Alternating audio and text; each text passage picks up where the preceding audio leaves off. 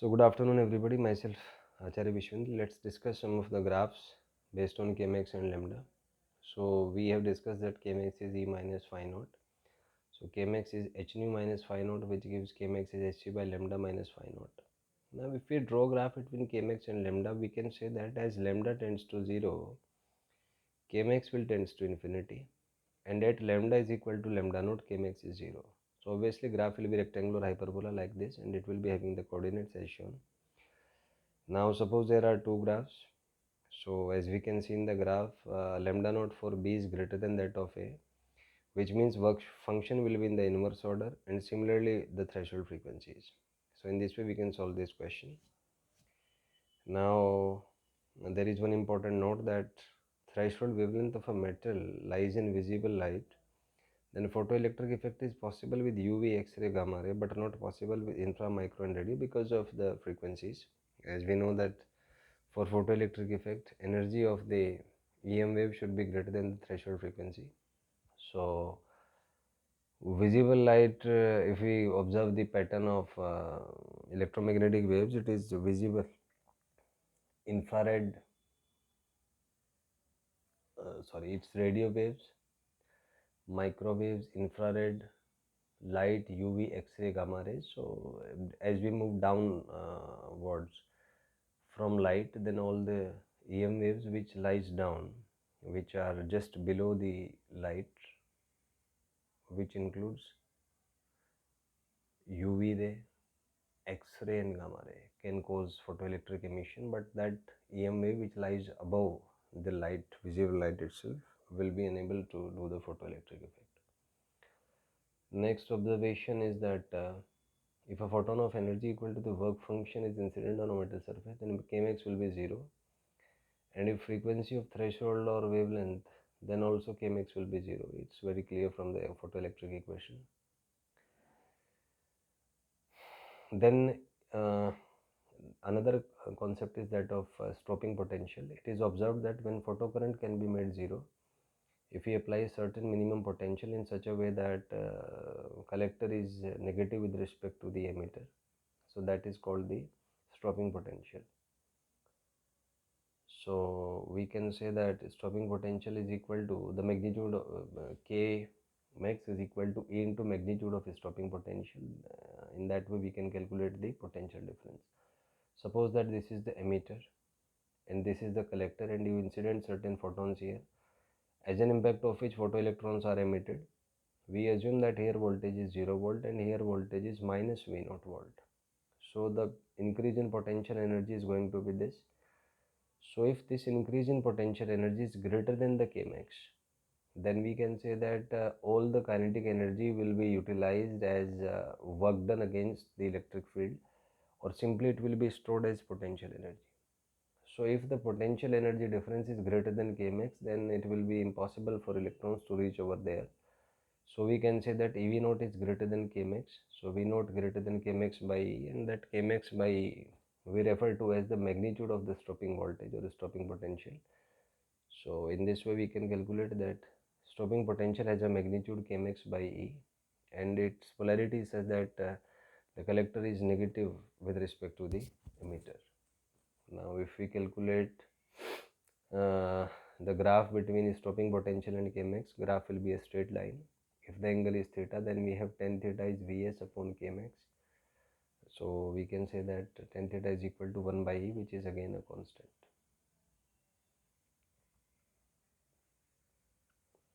Now there is another question that maximum kinetic energy of photoelectron is 10 volt. Stopping potential will be 10 volt. There is a direct relation, and the potential of collector with respect to emitter should be minus 10 volt.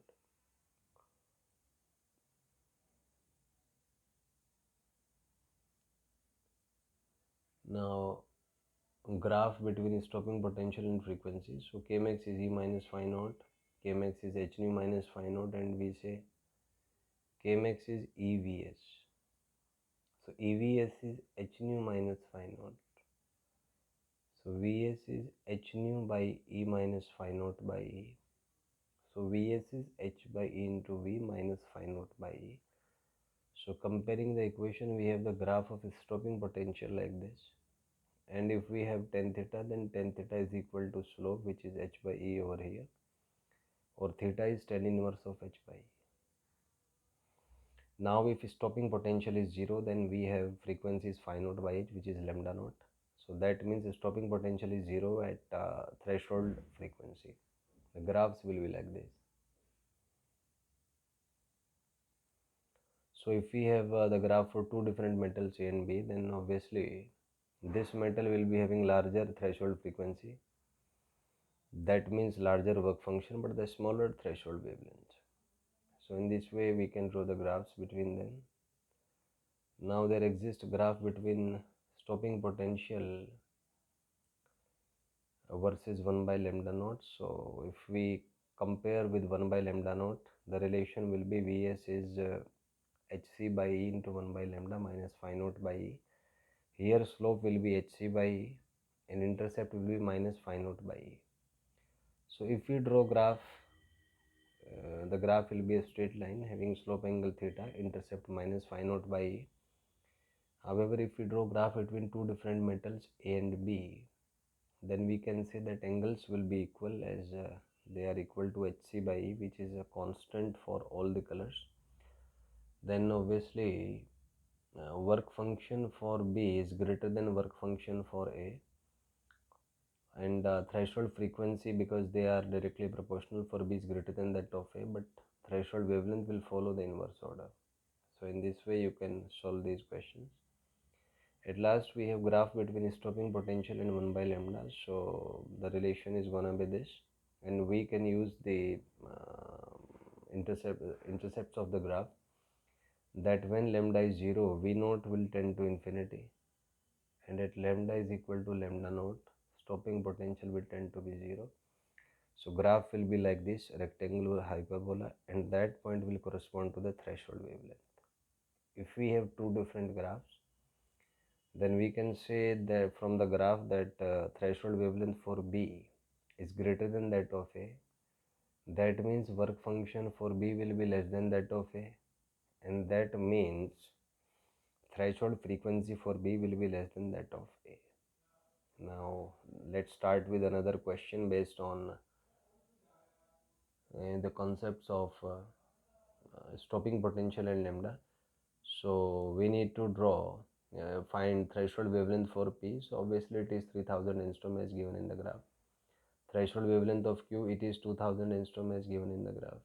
Next is work function of P. So work function is hc by lambda naught. We can calculate it. Then work function for Q, obviously hc by lambda naught. We can again calculate this. Then we need to find threshold frequency.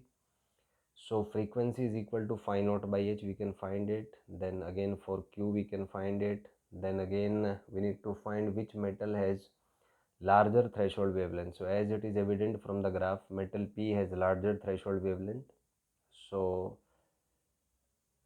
as work function follows inverse order, so we can say that work function for Q will be greater than that of P, and similarly threshold frequency for Q will be greater than that of P. Now let's start with the original Holwell-Lenard experiment. So it is an experiment which proved, established the photoelectric effect of light. So there are certain constructions like vacuum tube diodes, emitter plate, collector plate, source of light, microemitter, voltmeter, and commutator. So this is the glass tube. Here is the source of photons. It is the collector. It is the emitter. It is the collector. So light is emitted. Photons are photoelectrons are emitted, and we have a voltmeter. Then we have emitter. Then this is a variable rheostat which is used for changing the voltage, and this is the commutator for changing the polarity. So this is the construction of Holwell-Lenard experiments. Now let's study the results. The first result was that photocurrent is proportional to intensity. Graph is a straight line given that frequency is greater than threshold frequency. Next is, if we draw graph between current and voltage, it follows a graph like this, and on increasing voltage, current increases up to a certain limit where it becomes saturated, corresponded by I naught, and this saturation currents depends only on intensity of light or number of photons per unit time. whereas this point corresponds to the stopping potential. Next is if we draw graph between intensity and voltage, keeping frequency same but number of photons or intensity different, then we get a graph like this. So we can say that intensity corresponding to third point is greater than that of second, greater than that of first. However, if we keep the intensity same but changes the frequency, then we get a graph like this. And corresponding to the largest magnitude of stopping potential, we have largest frequencies. So it follows the same order. Then again, if we draw graph between stopping potential and frequency, we get a curve like this. And it is an instantaneous effect, so it takes 10 is to power minus 9 second or less for the photoelectric effect. Now let's study the explanations. So it is that frequency is greater than threshold wavelength, threshold frequency or less than wavelength. Photocurrent increases with increasing voltage up to a certain limit, where it becomes saturated, which depends only on intensity or number of photons, but independent of the frequency. However, there is a clue in that, because intensity in general also depends on the frequency, but here the point is that change in frequency is less than 5%, so that we can assume that intensity is just dependent on the number of photons and neglecting the dependency on the frequency, as there is a very less relative change, so it's not gonna be more significant. Next is for a corresponding retarding potential, there is a photocurrent is zero, that we call as the stopping potential, which depends on frequency of light but independent of the intensity.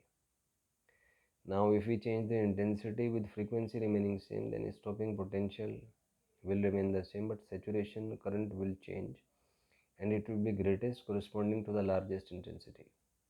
Next is if intensity is constant and we change the frequency, then saturation current will remain same, but the stopping potential will change, and it will change in a way that corresponding to the greatest frequency we have the greatest uh, stopping potential. Then next is all these results are valid only when frequency of photon is greater than a certain threshold frequency or less than a certain threshold wavelength. So these were certain points regarding the photoelectric effect. I hope it will save your precious time and energy. You can make any doubt, you can ask it out in the comment section. Thank you and have a nice day.